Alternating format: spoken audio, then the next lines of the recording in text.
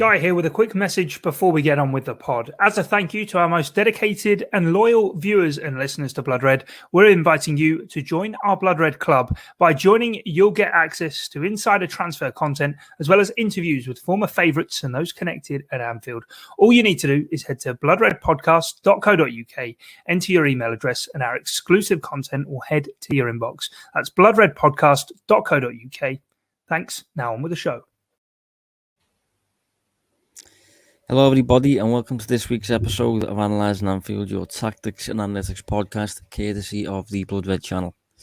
I'm Josh Williams and I'm joined by David Hughes. Dave, how's things, mate? Yeah, very good, thanks, mate. I'm just smiling to myself at the intro with Guy Clark. What a character. But yeah. To be honest, I tried to press on myself. He's a jolly happy guy, isn't he? Yeah, no, he is genuinely a great guy. So listen to what he's telling you to do. But yeah, anyway, me personally, I'm okay, mate. I'm doing well. I assume you are too. I'm doing better than last night. Yes, I'm glad that the transfer window was closed. To be honest, we are recording the morning after, basically. So feels very fresh. All the deals that have been done or not been done in Liverpool's case. So yeah, we've got quite a bit to get through today. We're going to go through the Chelsea game, obviously, and we're going to talk about the news around Michael Edwards. And we're going to look at the transfer window from a Liverpool perspective and also just in general as well. I'll talk about some of our rivals, some deals that we like maybe. So quite a varied show, plenty to get through today, despite the fact that we are experiencing an international break now. So yeah, decent show ahead of us, Dave. But we'll start first things first with Chelsea. And I'm going to start on a positive note. I'm pretty sure I said 1-1. But to be honest, it didn't go anywhere near how I expected the 1-1 to go. I certainly didn't think one team would play for the 45 minutes with 10 men. But yeah, thoughts on the game, mate? Yeah. From a neutral point of view, I think obviously the red card kills a game. It always does. Go on. Should we go first half then? Thoughts on first half? We'll go there. Yeah. Well, I was just about to say, I think first half, it was quite an even contest, in my opinion. I was actually quite impressed with how Chelsea handles the Liverpool atmosphere and pressure, the things that you expect in a big game in Anfield. I know there was a little bit of an onslaught, those first 15 minutes or so, but I thought he dealt with it quite well. I think if you have a look at the XG timing chart, Josh, it does show, doesn't it, that there was little between the sides, really, in terms of chances created in the first half up until the penalty. I have to say, taking nothing away from Chelsea's goal, but I thought it was probably a little bit fortunate. My opinion is Havertz is going, that set piece routine is meant to be a flick on, in my opinion, and he's kind of looped into an area you probably never would expect it to go in.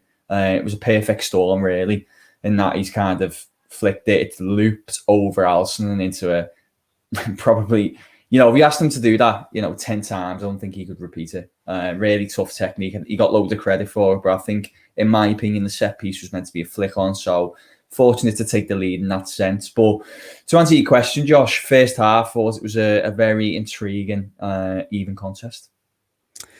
Yeah, I'm glad you was the one who said that about the flick on thing, because I thought the same. I thought it was, because there was players arriving at the back stick, to be fair, so it might have got put in anyway. And it was an extremely good flick on, I'll give him that. But the ball couldn't have bounced in a more perfect part of the net. He scored, Alisson could not reach it. I think the ball bounces for the first time right as it hits the corner of the net. So it's one of them that's just, I suppose it shows the value of set pieces, really, in a way. We talk about set pieces a fair amount on this podcast. And in massive games like that, potential title deciding games that we could look at in a couple of months' time when it gets to the business end of the season, when you got two top quality teams there, two top quality defences, kind of both of the goals really stem from corner kicks. I think Liverpool's was a corner kick, and obviously the aftermath, the big goal-mouth scramble and things, and chaos ensues. But yeah, both goals kind of around set piece moves. Chelsea did look premeditated and they executed it fairly well.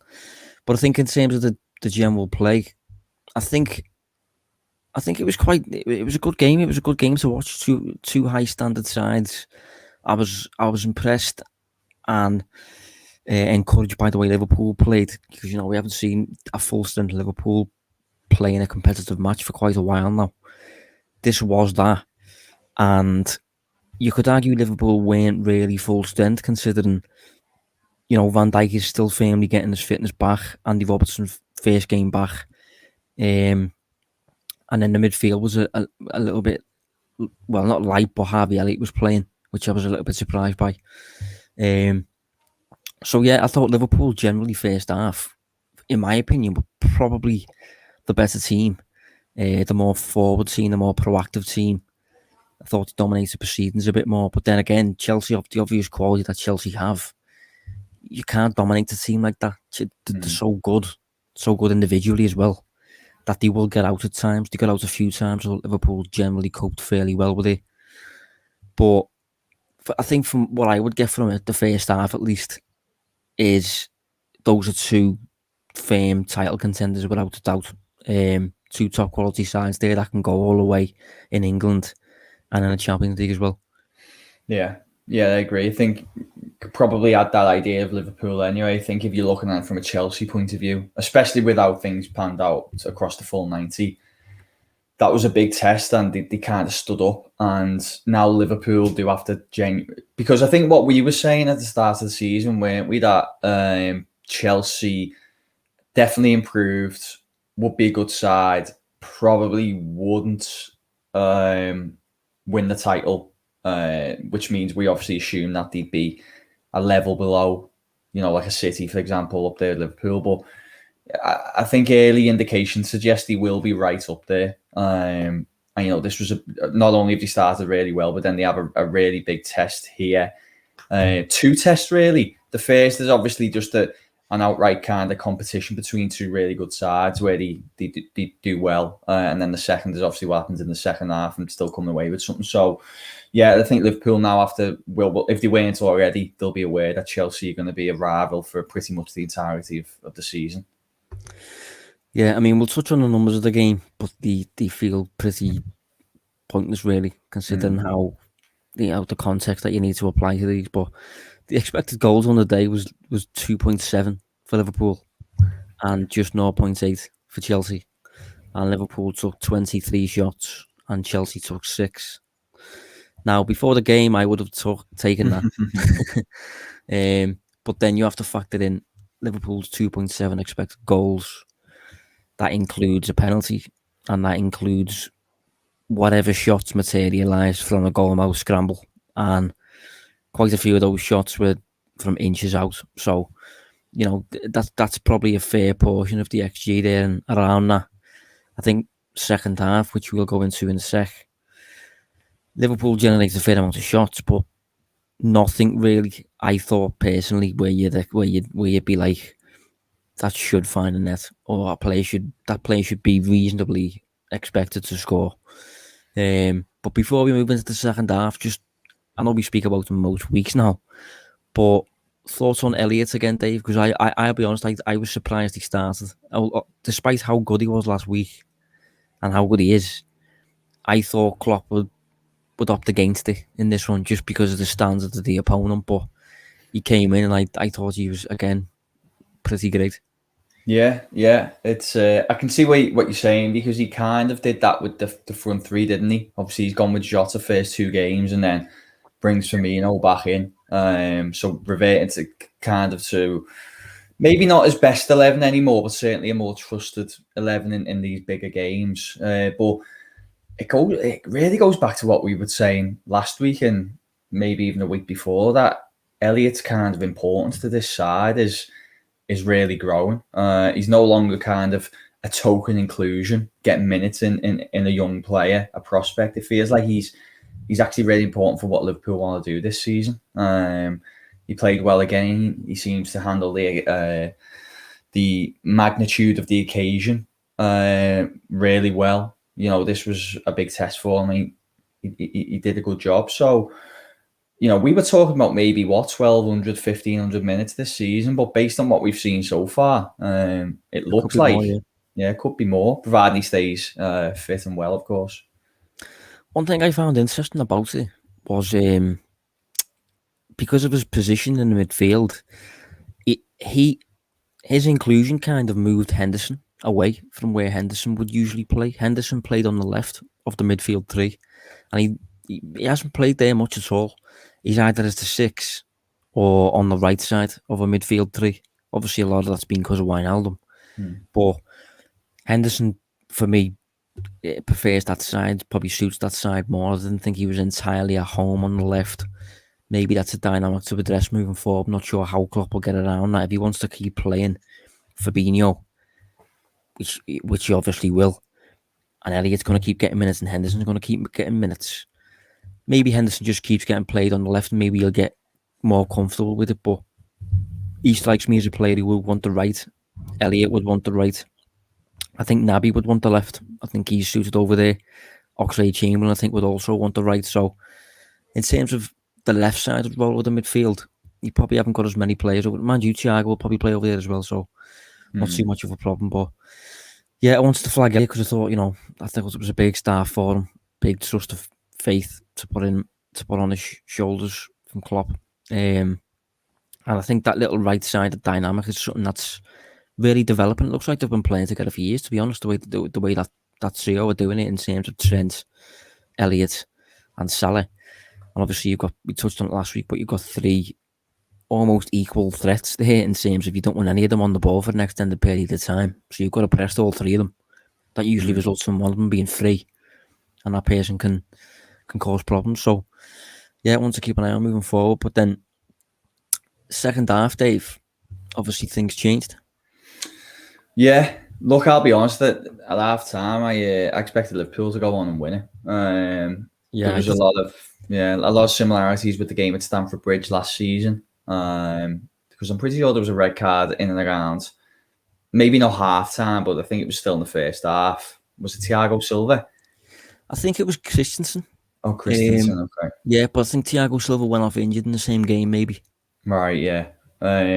Yeah, well, either way, someone goes off and Liverpool managed the game really well on that day. And I think this time they still obviously did because they would have created a lot of chances. Maybe not really clear cut, but they were obviously dominating territory. The only thing I thought, Josh, and I was thinking back to that game at the time, and I'm keen to know what you think on this. I just wonder whether Thiago would have maybe been a better early substitution because of, if you remember, I think that was his debut, the game I'm referencing, and he come on and he become just this kind of perfect pivot to pin a side in, just spraying the ball left, right, pinning them in, having that threat, kind of in between the lines as well when gaps opened. And I thought, right, okay, we're probably going to see him quite early into the second half here, and he could be key to picking the lock. But it didn't come till late, did it? And I don't know if maybe the window passed. Maybe it was because Klopp already had to make changes because, like, Firmino coming off injured and things. But just something I picked up on and wondered whether you agree or you thought it was probably best to bring him on when he did. Well, I actually think, looking at the game and the way Liverpool behaved, particularly in the second half, I actually felt Klopp kept his cards close to his chest. I felt he didn't at any point really go for the win, and I understand why, because it is early days in the season. We don't yet know where we're going to stand, I suppose, in March and things like that when it gets to that stage of the season. It's definitely better to draw the game than to lose this early, especially when you're competing at home. And I think Chelsea obviously offered a big threat on the break, which Klopp was mindful of. But yeah, it just felt like, when we came out for the second half, it felt like the team talk had largely involved keep your heads, keep the ball, stay calm, don't force it. And I feel like the way we played didn't play into the fans at all. It kept the fans quiet, the way Liverpool approached it, I felt. Obviously, it wasted quite a while to bring Thiago, and Thiago eventually came on for Henderson. But I think maybe if Klopp was going to go for it, maybe he would have took Henderson off earlier, or maybe because of Henderson's status in the squad, the club captain and stuff, maybe Henderson's just not the type of player that you would sub at half time. And you're not going to take Elliott off because Elliott's a threat, which you're going to need to break down a block, and Elliott was playing well. So, yeah, I understand what you're saying, and I do think in terms of bringing Thiago on, yeah, I think it fits maybe with the theme that Klopp obviously wanted a win, but I think he was more satisfied with a draw than usual. But in my opinion, any side at Anfield, don't care who the side is, if they go down to 10 men with half the game left, Liverpool have to win. You know, there's no two ways about that, really. And obviously, there's reasons behind why they didn't, but that has to be the mindset, in my opinion. Yeah, I agree, because now you look at the game and you think pre-kickoff 1-1, yeah, you take it. Although you'd like to win, you do take it, all things considered. But, you know, the dynamic switched very quickly after the red card. And it happened at a perfect time, really, just before you go in at half time to have your team talk, you know, adjust tactics, etc. It was really a gift.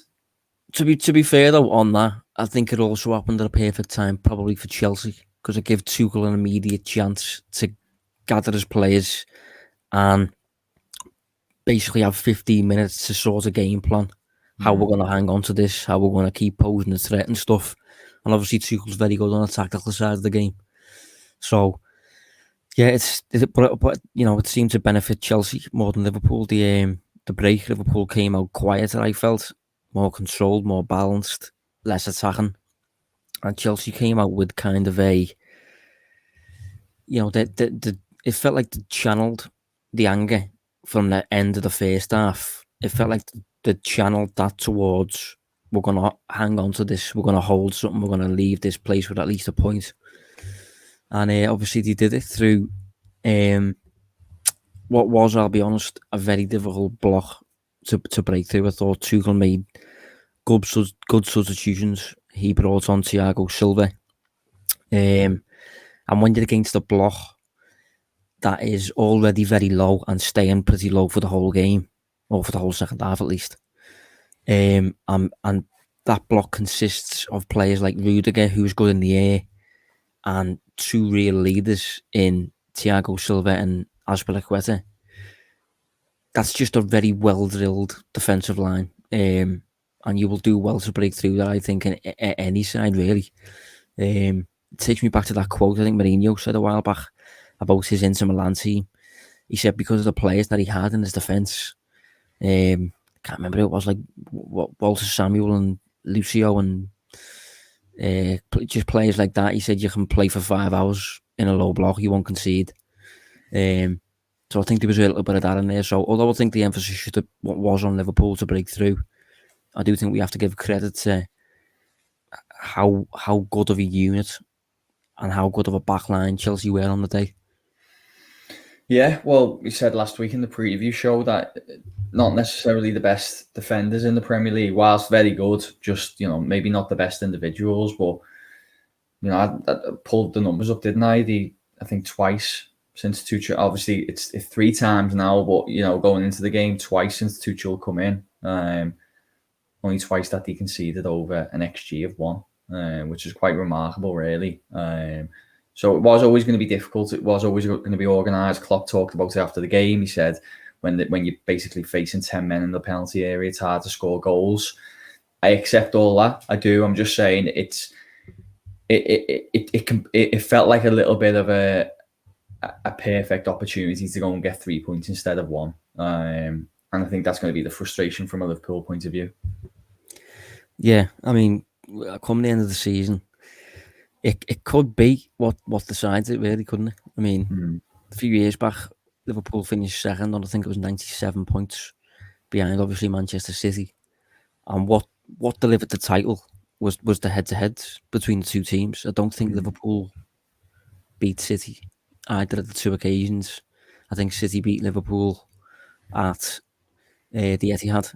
Aguero and Leroy Sané, I think, scored.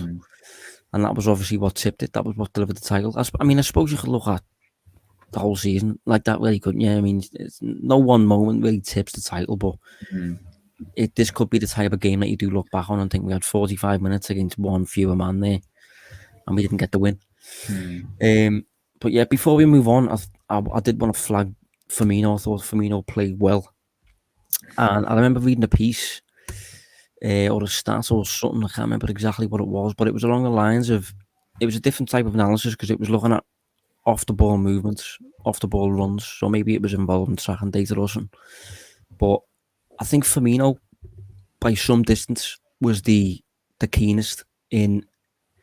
If it weren't the Premier League, it was certainly Liverpool. It looked like quite a big sample from what I can remember, and it looked like, just in terms of off the ball runs and stuff, which disorganised the defence, Firmino was the most active in the league. And you faced against 10 men for 45 minutes trying to break down a block. I thought Firmino, although he's not labelled as a clinical goal scorer or anything like that, I think Firmino would have helped a lot in terms of like disorganising Chelsea's backline just by his movement. I think his movement's one of his best qualities. And obviously if Firmino would have stayed fit for the whole of the game, Liverpool might have been able to bring on Jota and keep Firmino and the other two on the field, go for the front four. So yeah, no complaints, because obviously Chelsea suffered the sending off, not us. But I just think if Firmino would have played the whole game, maybe Liverpool would have found a way through. Yeah, could have. It's really hard to say, isn't it? I think the theory that you're working on does make sense. I think it's really unfortunate for Firmino to come off, because I feel like he's got a little bit of a point to prove at the moment. You know, didn't start the first two games, starts that game, doesn't even get to last the first 45 minutes. And I think his position's not as secure as it once was. So felt like it was a big game for him to kind of again prove why he's, you know, he should be the starting number 9. He was a little bit unlucky and he's gone off injured. So he'll have to try and bounce back from it, and hopefully he won't be out too long and he gets the opportunity to do that. Yeah, we'll move on anyway. So 1-1. Liverpool performed well. Liverpool are probably title contenders on the back of that, I think, and Chelsea certainly are. So yeah, we'll move forward. Michael Edwards, Dave. Was you surprised? Yeah, I didn't see that coming at all, to be honest. I didn't. For those listening that aren't aware, a few days ago, some news came out that Michael Edwards is, I suppose, in search of a new challenge is probably maybe the best way of putting it. He's been at Liverpool, not necessarily as a director of football, which he is now, but at the club in an analysis type role for over a decade now, I think. So it just, you know, news came out that he's in search of a new challenge. He might leave at the end of the season. That type of stuff. And yeah, I was surprised, mate. I don't know about you. Yeah, I mean, I can see the logic in terms of freshening things up. But I don't know. I was just surprised by it. You normally hear this stuff kind of bubbling, and you know, you get a bit of an idea that it might be on the horizon, but there was no indication. And then sometimes you kind of then start looking at other things and thinking, you know, could there be reasons why? You know, I won't speculate at the moment. But you know, could there be? You just don't know. But it might just be that he wants something new. He might think that Liverpool themselves could benefit from fresh ideas, and maybe they will. But in terms of the way he's done at the club, you know, he's been on the whole a very big success. You know, if you look at the players he's brought in, I think ironically, maybe about 50-60% have been successes in terms of what they've done to the side. But the ones who you could argue maybe haven't have also ironically been a lot of the low gambles. You know, the players that didn't cost a lot of money, the kind of Solanke's and play those kind of players, Karius's. And if you talk about Solanke, you then go and sell them for big profit. So, you know, it's been it feels like a lot of things he's touched, even if it hasn't gone directly to plan, has ended up being pretty beneficial for Liverpool. So whoever takes over have big shoes to fill, don't they? They do, yeah. You know, you mentioned there why he might be leaving and stuff like that. I think there might also be an element in there of he feels like he's completed it, maybe, in terms of the challenge that was ahead of him when he became Liverpool's sporting director. They have since conquered everything, really. The world champions, European champions, Premier League champions. So, once you kind of achieve those goals, you have done it. And I suppose there's an element of, like, build the next squad, do it again. But some people, if you've done it, what's next? What's the next challenge? And so I will understand that to an extent, like. But what you've just said, when it comes to this chat, one thing that's hard is it's really difficult to know how good Edwards is as an individual, because, well, he stays out the spotlight completely. He doesn't want to know about publicity and all that sort of stuff. And B, his appointment coincided with the appointment of Jurgen Klopp. There is a structure in place around them that is just extremely refined. Decision making is very refined. Lots of leaders, leadership departments, leadership groups coming together to make one really healthy decision, if you like. Liverpool are obviously data driven, but John Henry's been data driven since day one. Liverpool have their own analytics departments, directors of research and stuff like that. So it is really difficult to look at Liverpool's structure and associate certain transfers or certain moves or whatever with one person. It's always felt like a collective contribution, if you know what I mean. So although Edwards feels like a massive loss, and I'm sure he will be, it's difficult to say how much of a loss he'll be because of the support he gets around him and the unity behind the scenes sort of thing to make decisions. Yeah, and I agree to an extent. That the only issue I have, and it is really hard because, as you said, we're not privy, are we? We don't know how much is down to him and how much is down to this infrastructure that you talk about. But you do find when the head, so to speak, goes, that dynamics, no matter where it is, whether it's an office environment or team work, whatever, people be able to relate this in a home, I'm sure, but you do find the dynamic will change a little bit, and it's just how that changes and whether it'll be positive or negative, because it shouldn't, ideally that infrastructure you talk about, if that's already in place, then it should kind of just sustain and maintain, shouldn't it, really, no matter who comes in and do the same things that have been successful. And from a Liverpool point of view, hopefully that's going to be the case. But you don't know we don't know who's going to take over yet, do we? Well, Julian Ward, who was Liverpool's loan manager, I think, has been or was fairly recently appointed to assistant sporting director. And at the time, I thought that was a weird appointment, to be honest. It's a weird type of job role. That.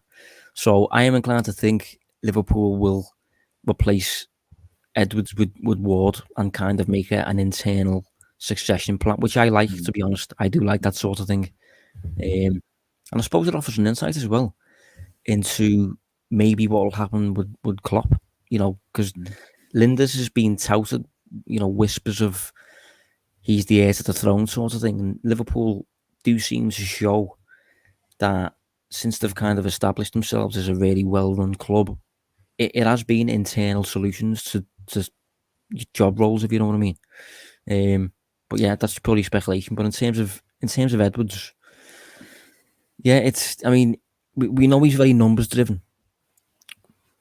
It's almost certainly more numbers driven than the typical director of football, I would assume. Very data driven. He clashed a few years back with Brendan Rodgers, for example, because Brendan Rodgers had the perspective that he should have a fair influence over the squad, over signings, managers should be making the players and all that type of stuff. And he was conflicting. I think Rodgers has since changed because since he's left, he's looked at the recruitment Edwards has kind of led as the forefront. And Liverpool have assembled arguably the best squad, certainly best first 11 in the Premier League over the past few years. I think Rodgers has kind of looked at that now and kind of learned. But yeah, from an Edwards perspective, I think what I'm getting at is just it is difficult to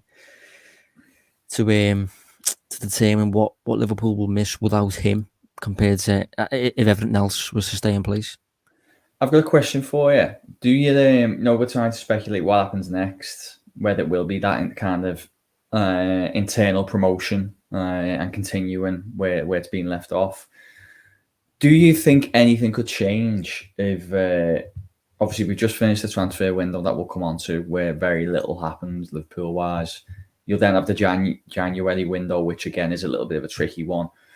So say not much in terms of big incumbents come in between now and the end of this season, and Liverpool have I mean, for me, I can't see Liverpool not finishing top 4. So say worst case scenario that Liverpool finish top 4, but no silverware. Bit of a, by their lofty standards now, a bit of a kind of beige season. Do you think everything continues as it has been, or does the club look at it and think, do we need to do something different now? Do we need to reinvent how we're doing things, and that could lead to a different kind of appointment in that role? A different way of doing things in terms of, I don't know. I don't know. Maybe, whatever. Again, we're just speculating, just chatting here. But whatever Edwards and co have been doing at Liverpool for the last few years is, does the approach change ever so slightly? And by doing so, instead of it being this kind of internal appointments and kind of reusing the same ideas that have got Liverpool to what they were doing a season or two ago, do they look for someone who's maybe a little bit different, a bit of a different perception on things, and a shake up, I guess, a shake up in how to proceed. I don't know. Yeah, I think one issue Liverpool have got here that I'm not sure is being focused on enough by supporters and things is when Liverpool rose to this dominant force and they went and delivered 97 points and then 98 points and a Premier League title and a Champions League and stuff. If you look at Liverpool's rivals at the time, Liverpool were able to get ahead because our rivals basically weren't that smart at the time. And if you look at their squads, Chelsea were getting managed by Frank Lampard. They had transfer window bans. Man United were finding a feet all over the place. Ole Gunnar Solskjaer was taking the reins, who has only really taken charge of Cardiff in Europe's top 5 leagues. So Liverpool were able to get ahead. Basically, the only team that they couldn't really step ahead from too much, at least, was Manchester City. And that was because throughout, Manchester City didn't really take the foot off the gas that much. They've always retained a degree of football and intelligence throughout the years, basically. One issue Liverpool have got now, I think Liverpool are largely trying to do the same thing that got them to where they were, to where they arrived when they were champions of Europe and stuff. But just one issue now is your wealthier rivals are just smarter. And they're just doing better business than they were. So them gains Liverpool were getting in the transfer market, recruitment, just recruiting better than their rivals, making fewer mistakes than their rivals. Liverpool's rivals are just clicking on almost, and they're learning from the mistakes. Man United are recruiting far better under Solskjaer than they did beforehand. They're not rushing moves. They're only getting players in that are going to improve them. Last year they needed a centre back. They didn't get one. This year they get Varane. Last year they needed a right-sided forward, or certainly some sort of forward. Didn't get one. This year they get Sancho. Chelsea, they've got a very, very good squad. What did they need? Arguably a prominent 9. So they're going to get one player, but spend 100 million on Lukaku. Man City, one player, Jack Grealish, 100 million. So our rivals aren't making the mistakes that they did, that they were. And I think as a result, maybe not now, because I think Liverpool's squad is still, Liverpool's first 11, in my opinion, is still the best in the league, I think. Although it's very close. It's closer than it was. But over the years, as the players get older and Liverpool will have to regenerate this squad and stuff, it just might be harder to get the gains that we did last season before, because our rivals are just more switched on now to where they were going wrong and things. So although you have to look at Liverpool, you have to look at yourself. When it comes to winning trophies, silverware, there's such fine margins and things that it's going to be hard, especially if your opponents are more wealthy than you, but they're making better decisions now.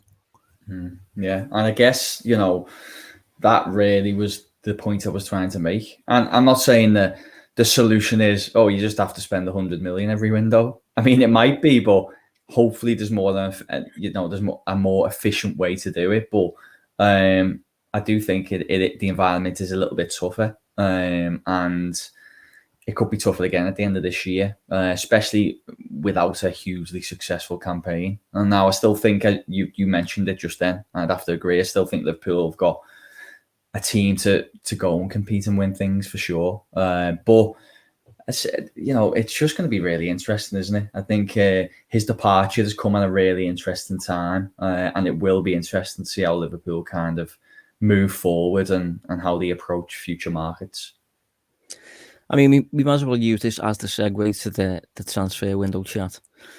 As it stands right now, there's nobody outside my house with pitchforks, so we should be able to we should be able to speak fairly comfortably, no interruptions or anything like that. I'm sure that won't be the case in the comments section. Yeah, but just thoughts on Liverpool's business, Dave. How are we looking at this? Yeah, it's really hard to summarise, actually, because I've actually bounced from different sides on the matter.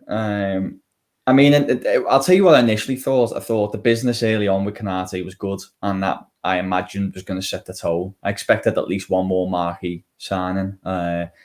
Felt another forward or maybe a right back, something like that was required. I know it's difficult because Liverpool have specific profiles that work in the team. I get it, but I still expected it. Didn't really come, and then I thought, okay, well, maybe it's just about getting one of those shrewd acquisitions that Liverpool have a track record, like a Shaqiri type character who will come in and can maybe add 6 goals across the season or something to your return off the bench. That didn't happen either, and to be honest, Josh, I can see why fans are frustrated. I get it, because you do kind of look at the well, we just had the conversation, haven't we? You look at rivals and think they have really improved. Now, there's still holes in their team. United didn't get their midfielder. City didn't get their big centre forwards. There's still holes in those sides, but they look stronger. And Liverpool, except for obviously Konate, you think are pretty much the same as what they were. And could that come back to bite them? I don't know. Yeah, I mean, it's a difficult one. This, I think for me, Liverpool, what one player short of where I think, of where I would like them to be. That's probably my way of putting it. I said a few months back when we were doing the recruitment thing, the recruitment show. It was, I was like, what type of players are Liverpool going to buy? How are Liverpool going to? Because you can't just say Liverpool want to get a forward, because what type of forward do you mean? Do you mean a number 10? Do you mean a right-sided player? A number 9? Do you want a number? Do you want a number 8 who can also play as number 10? And I think throughout pre-season and based on the early stages of this Premier League season, I think Harvey Elliott has shown enough to be deemed as a more than capable replacement for Shaqiri, in my opinion. Shaqiri last season was used as a Salah backup and as a number 8 sometimes when Liverpool wants to go a bit more attacking in midfield. Harvey Elliott's certainly capable of playing like that for me. And he's English, he's homegrown, we don't have to pay any money for him in terms of transfer fees or whatever. So I think it makes absolute sense to use Elliott like that. I just think that, and I also think when it comes to Wijnaldum, I have thoughts on this because everybody thinks that Liverpool needs to get a Wijnaldum replacement in or whatever. I've said for a long time, I think Thiago was deemed by the club as the Wijnaldum replacement. The difference is we got Thiago in 12 months before Wijnaldum left. When we got Thiago in, we didn't need a midfielder, but we added another midfielder. We needed a centre-half.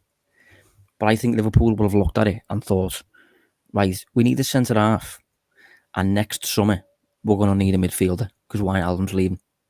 But hang on, we can get Thiago this summer and we can get Kanate next summer. So we'll just swap the years round. So I think they got Thiago in a year earlier than they needed him. And I think they got Kanate in a year later than they needed him. That's my view on how they've done it. Obviously, in the meantime, Liverpool thought they would be able to get by with Matip, Gomez, Van Dijk and Fabinho at centre-half. Obviously, it didn't work out. Liverpool got stung. That was a risk that Liverpool deemed worth taking.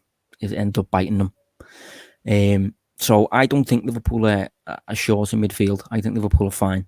I think Liverpool have got, compared to what we had when we won the title, we've lost Wijnaldum, but we've added Thiago. We now have Harvey Elliott, and we have Curtis Jones. So I think the midfield's okay. I do. I don't think we have a presence like Wijnaldum, who is going to be available every single week, which some people would argue you need or you want or whatever, which, I agree with. But I think Liverpool's main void is in attack, where you will get to a point maybe where you have to field Origi or Minamino, and those players aren't good enough for Liverpool. Certainly based on the evidence that they've shown on the pitch. So that's my biggest thing. I thought Liverpool needed a forward. What type of forward, I don't even know, to be honest, because I think Liverpool could possibly get a 9 now. Not sure what 9, what type of 9. Liverpool probably need a player behind Salah, but then Salah's available every week without fail. So you see what I'm saying, though? That's how I view how Liverpool have managed the squad. People look at windows in isolation, and we haven't replaced Wijnaldum, but I think Liverpool do. Liverpool do clever little things around squad building to just find solutions that other clubs maybe wouldn't think of. And that's my view on what Liverpool have done. Yeah, I think I agree. I think where the irritation births from is, what do we say on here? We talk about, you've said it a few times, Liverpool being one of the big boys, top of the food chain, etc. That's what they've done over the last few years. They climb back to that position.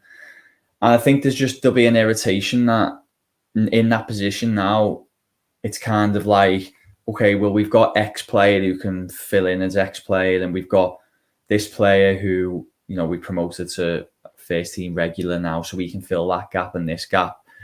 There's kind of like fixing positions with what you've already got, rather than going out and just improving them with pure quality, which it feels like the likes of Chelsea have done, City have done in parts. They've got multiple options, but elite options, not just like, there's been loads of talk on Liverpool Twitter about depth charts, hasn't there? People have done their own little versions, and there's Liverpool will have maybe 2 or 3 players for each position, but in terms of Premier League winning quality, it's not quite there in some areas, and I think that's where the frustration comes from, doesn't it? Now, I think you've got to get the balance right between, you can't go and get those right profiles. You don't want to go and fork out like 40, 50 million on I'll use this player as the example. He wouldn't be the Liverpool example because the water already under the bridge. But, say Coutinho, who is a good player, but maybe, is everything right there? Probably not. Would it be worth just dumping 50 million just to get them in, to have that, quote unquote, marquee player come through the door? Probably not. And that Liverpool in that sense are probably better just keeping the funds as they are and working on a more suitable long-term marquee signing. But yeah, I can understand why there's a frustration, because you'd probably summarise by saying Liverpool haven't really acted like one of the big boys in the transfer market in comparison to rivals, and there's a risk that it could come back to bite them. Yeah, I think a lot of the problem stems from just the strength of City and Chelsea financially. You could probably throw United in as well.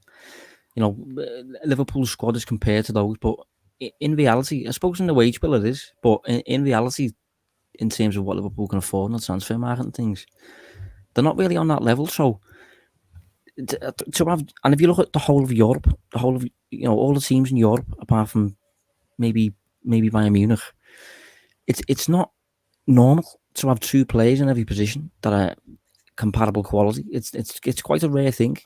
I'm not saying it's not like something to desire. Obviously, it's something that you can chase, but it's something that isn't really that. It's not achieved that often at all. And the teams that do achieve it are the teams that are absolutely mega rich. Liverpool aren't really. And I think, going back to the rebuild thing that Liverpool are getting criticised for, I do think that there's. I remember I did a Q&A a while back on the show, and someone asked me about, like, when will Liverpool rebuild or whatever. And I think my response was that Liverpool will just gradually rebuild under our noses, to the extent that over a period of time, Klopp will feel the team. No one will even click on that the team's totally different to what it was.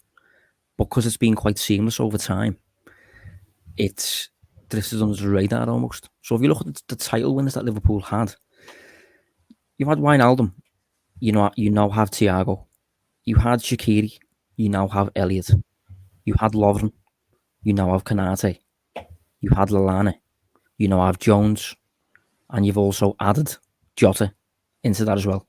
So Liverpool have regenerated somewhat since they won the league. It's just maybe not to the extent that people would like. I do understand the concerns. I understand people who are worried and things. And what's your stance, Dave?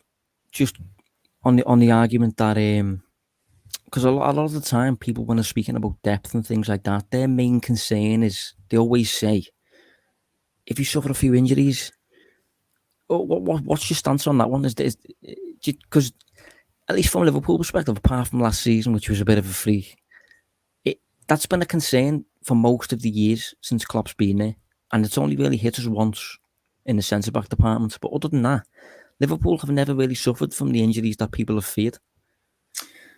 Yeah, which is true, but then the problem is it's always a vulnerability, though, isn't it? Like, Van Dijk, no real danger in terms of injury record. All looks very good.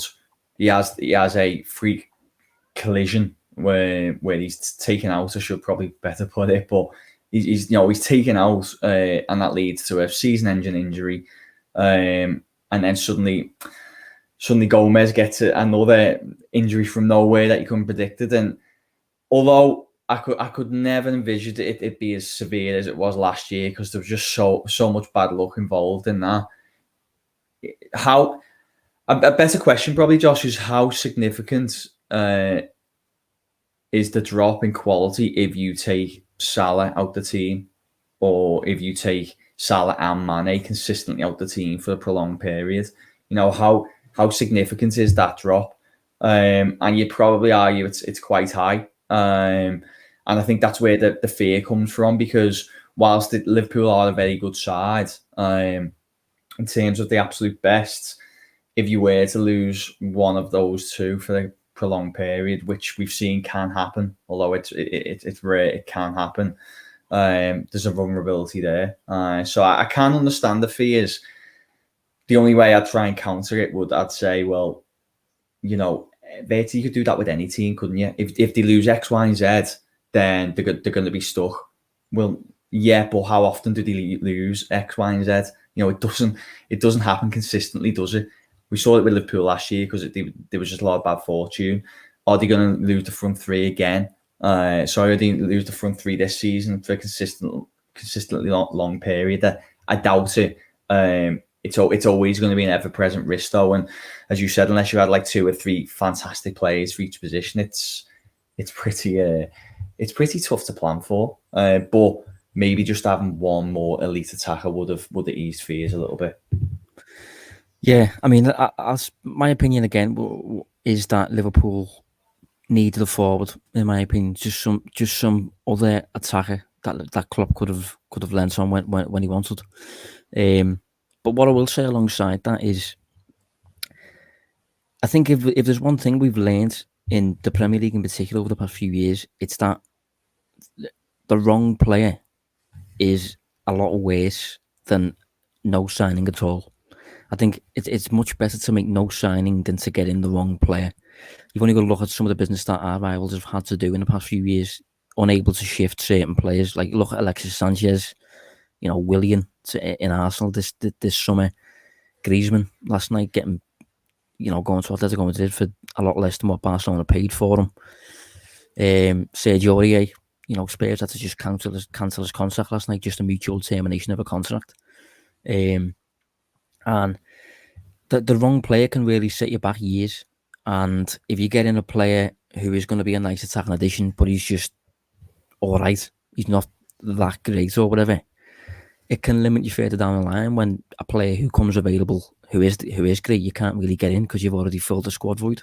So take, for example, if Liverpool had got in this summer, say Daniel Marlon or something like that, but then next summer, I don't know, just complete spontaneous name, say Chiesa becomes available or something like that, and Liverpool can't get him in because they already got Marlon in. Or Mbappe, something mad like Mbappe or whatever. Liverpool could be planning this big rebuild around the summer, that Haaland and Mbappe move, because when that happens, maybe there'll be a lot more funds dispersed throughout Europe for other clubs to buy Liverpool's deadwood and things. So, but I did want to flag that a lot of the time people forget that the wrong player is far worse of a situation than getting in no players at all. Look at United when it comes to waiting to get Sancho, waiting to get Varane, Liverpool waiting to get Van Dijk, Chelsea experiencing that period with a transfer ban, and then when they come out of it, they know exactly what they need in certain areas. So, yeah. And that's what I was trying to say with Coutinho, really. I couldn't think of another example. Maybe like Malin was probably a better example. Just, bringing in a player to get, that marquee signing in, but whether it'd be worth probably a big outlay, which could impact things further down the line in terms of available cash for other transfers, wages, etc. It isn't worth it. So maybe that's what Liverpool decided to do. Not go down that route, even if it means they don't bring anyone in. Yeah, and just when it comes to rolling it back to the injuries thing, if you look at the whole depth thing, the whole depth problem, people talking about if we have 1 or 2 injuries here and there, we're going to suffer. If Liverpool suffer an injury now in the centre-back department, Liverpool should be okay, because we've got 4 top centre-backs, and Nat Phillips now as well, who's just signed a new long-term contract. We've already had 2 games out of Andy Robertson. Tsimikas came in, did fairly fine, I thought. In the midfield department, I think you could probably... I don't think there's much of a drop in quality regardless of who's playing. Obviously, Fabinho is a big player in there, but against Burnley, Henderson played that role, and thought Henderson played it really well. We flagged him last week. So again, in the midfield department, regardless of which trio is playing, obviously there's some discrepancy in there, but regardless of which trio is playing, I think the quality level's roughly similar. In terms of Firmino, Mane and Salah, again, if one of them's out, you have Jota to come in. The quality drop isn't that high. The issues would be, I think, if of the front 4, Mane, Salah, Jota and Firmino, if 2 were injured at the same time, you'd have a problem. And if Trent got injured, you'd probably have a problem. But Liverpool will be aware of the chances of that happening, given the whole data-driven stuff. Obviously, it must just be very low, particularly when it comes to the front 4 and 2 being injured at the same time. It must just be very low. Specifically Salah. Salah's a huge player for Liverpool, but he's never out. Never, ever out. I know something can happen, but what are the chances of it happening? Liverpool obviously know it's very small. In terms of Trent, it'd be nice for Liverpool to have a Tsimikas type player on Trent's side, just to keep the dynamic of the team and stuff. But any player who's got a similar type profile to Trent mustn't be anywhere near as good as Trent. Otherwise, he'd be at a big club already. Some players who are similar to Trent, you could label Hakimi maybe. Ashraf Hakimi, who's at PSG, but he's just gone for 60 million plus. So, although I understand the desire for a capable backup of a similar profile, if we was to play a capable backup of a similar profile for Trent, if he hasn't got the quality that Trent's got, he might not be deserving of that role in the team, in terms of being the primary ball progressor or whatever, and taking all kinds of risks on the ball. I don't know. There's just loads of different ways you can view it, isn't it, Dave? But ultimately, I think that Liverpool's squad is still fine. I think Liverpool's squad is good enough to challenge for the Champions League and the Premier League. I think Liverpool are a forward short of being in a relatively ideal position. But I understand the concerns around the frustration and stuff. Yeah. I also think there's just an element of enjoying new signings, isn't it? And if you don't get to enjoy that buzz, I think it inevitably leads some fans to be a little bit frustrated. You know, did enjoy the excitement of Mbappe, for example, maybe more than what he'd actually bring to the team. Although that would be a lot. So I think there's an element of that. I think you'll see, in comparison to the responses last night, I think over the next week, you'll see that pretty much fizzle out fairly quickly as the games start coming in thick and fast and people realise that this side is still a very good one. Yeah, I think people, around that transfer window, I think people are inclined to forget how good their team is on the pitch. And Liverpool on the pitch is still incredibly good. We've just seen them outplay, well, not outplay, but certainly compete with Chelsea for 45 minutes there until they're sending off, and it kind of killed the game a little bit. But in terms of the transfer window as a whole, and Dave, just for the last 5 minutes of the show, maybe just general thoughts on any nice deals that you like. One thing I did want to flag was a player that I mentioned a few weeks back when we did a scouting pod. I think it was two Coop Miners at AZ Alkmaar. He has gone to Atalanta, which for a good was price as well. Yeah. I touted him at the time for the move. He was pretty guaranteed to get a move this summer. So he's gone to Atalanta, which is interesting. Ozan Kabak has gone to Norwich, which is interesting.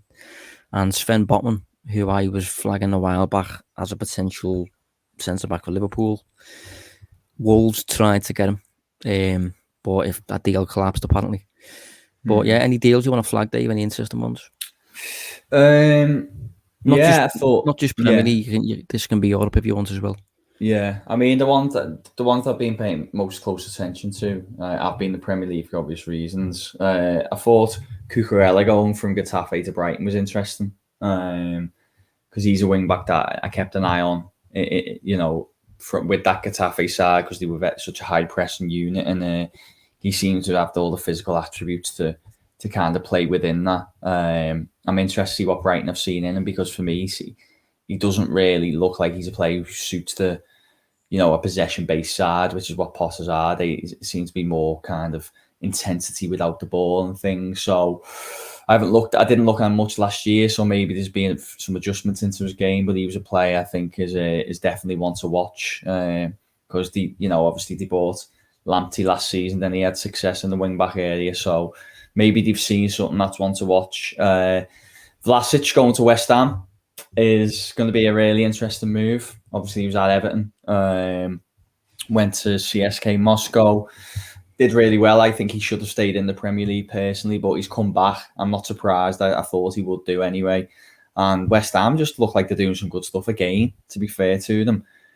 I mean, they have actually paid a few bob, though. This isn't a shrewd, low-key, kind of low-value investments. It's up to 30 million with add-ons, so a little bit of pressure on that one, isn't there, Josh? And then who else was there? Palace looked like they've done some good stuff. Give a nod to Palace. Got Eduardo in, didn't he, last night? But yeah, although they haven't started too well under Vieira, it wouldn't surprise me maybe in a couple of months, once they settle as a squad, they might start climbing the table and picking up some good points.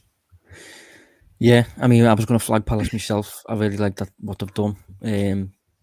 Really brought down the age, but they've brought in some capable players with fairly high ceilings and stuff.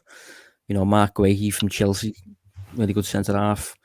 Anderson, who was good at Fulham last season and actually had the captain's arm on for a period. Edouard, as you said, from Celtic. Michael Elise from Reading. Will Hughes for Buttons.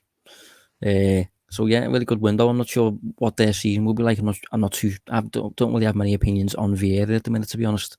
Probably need to read more into him a little bit, but yeah, I'm glad you flagged West Ham actually, because I gave them a little nod before the start of the season as a little bit of a tip to have a good campaign. And although you came out with the relevant points that they've got Europe, which remains to be seen how much it'll knock them. I do think that they do look suddenly very well run. Certainly when it comes to recruitment and a team on the pitch under Moyes.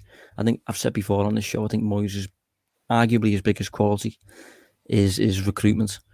And to get in, although you've said they've spent a fair bit, I think they've bought players who, in my opinion, A, look really well suited to their current team and their current style of play, and B, the players who are pretty likely to work. I don't think Zuma will go wrong by any means. You know, I think Zuma will be a good sign.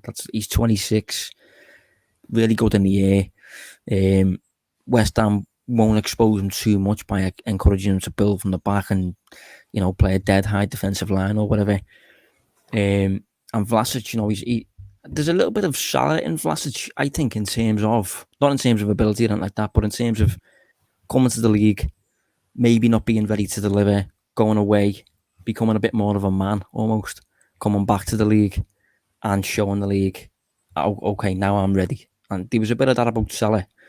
And I wouldn't be surprised if Vlasic came back after his productive spell and just kind of hit the ground running or whatever, because he's good age, 23, and good player. So, yeah, it'd be interesting to see how the season goes, Dave. There's one man that we probably should finish on. Go on. Ronaldo, yeah, Christ. Yeah. Missed him. Thoughts? I'll be interested to see how it pans out. I think, obviously, he's still a goal scorer. United have got a good attacking infrastructure in place in terms of individuals. Maybe not, you know, attacking as a unit, but they've got loads of mavericks in the team who can create high quality chances. He could be on the end to finish them. So I can see how it could be a success, but I also wouldn't be shocked if it doesn't quite pan out as they hoped. It's I'll be honest, Josh, I actually can't call this one. It could go one of two ways for me. Well, I wouldn't be surprised if he scored 20. I really wouldn't. But I don't think he'll do that much for, you know, transcending United to another level. I tweeted a few days ago, I think he takes them from the fourth best team in the league to the fourth best team in the league. For me, it's just like they've got in a better version of Cavani. You know, because he's another kind of striker who's really got really good movement, really clinical in the box. I think Cavani though does a lot more off the ball, which is worth exactly, noting. Yeah, I think Ronaldo's definitely more of a luxury. But I think United's problems are kind of, well, they need a midfielder for a start. They didn't get one in, but I think more than anything, I don't think that they behave as a unit well enough. And I think you have to look at the coach for that. I think Solskjaer, although I've said on this podcast, I don't mind him. I don't think he's that bad. I think he's certainly got an eye for how to build a squad and stuff like that.